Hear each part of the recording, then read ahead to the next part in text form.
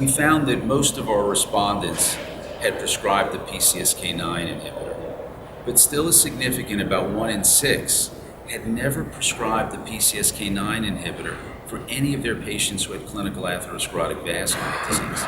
And remember, the majority of our respondents were lipid specialists or cardiologists. So we wanted to get a better understanding as to the reason why we found those results in our survey. So one of the questions that we asked is, what is the threshold of LDL cholesterol that you would prescribe a PCSK9 inhibitor in a patient either who has clinical atherosclerotic vascular disease or FH and is already on maximally tolerated statin and other lipid-lowering therapy? And again, we found that our respondents followed clinical guidelines and typically used an LDL cholesterol which is reported in current guidelines both nationally and internationally. However, when we asked them at what LDL cholesterol threshold would you consider that a payer or an insurance company would approve a PCSK9 inhibitor, most respondents identified a threshold that was much higher than what's in clinical guidelines.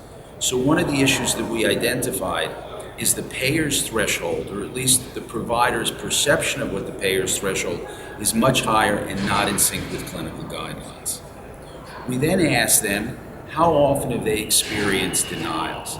And what we found is almost in all cases, our respondents had experienced denials when prescribing a PCSK9 inhibitor in patients with clinical atherosclerotic vascular disease or an FH.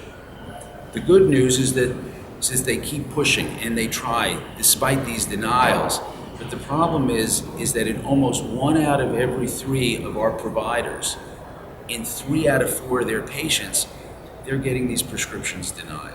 So there's really an issue and barriers and obstacles with regard to documentation in getting approval of a PCSK9 inhibitor. When we asked them what were the issues that most commonly caused denials, one of the most common was that a PCSK9 inhibitor was not on the formulary for the insurance company. But equally common was issues with documentation of why the patient was not on a maximal statin therapy, and additional documentation as it related to diagnosis.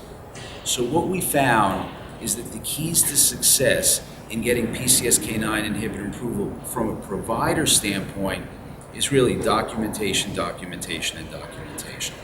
To clearly document the indication for the PCSK9 inhibitor, to document if the patient is not on a maximally tolerated or not on a high-intensity statin therapy, the reason why, and to document. But what we also found is there are issues from the payer side that need to be improved.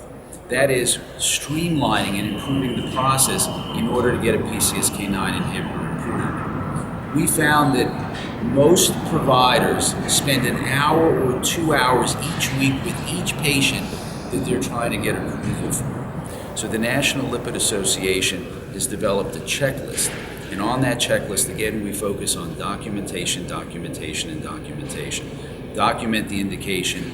If the patient's not on a high-intensity statin regimen, document why, and clearly document the indications for the PCSK9 inhibitor. And if you receive a denial, don't give up. Contact the insurance company, request a peer-to-peer review, do more. And what we also found, and all our respondents agree, is that experience pays off. The more experience you have in prescribing a PCSK9 inhibitor, the more likely that you'll get approved and the easier the approval process is. So again, if there's the take-home message and the key point, it's document, and don't give up and be the advocate for your patient.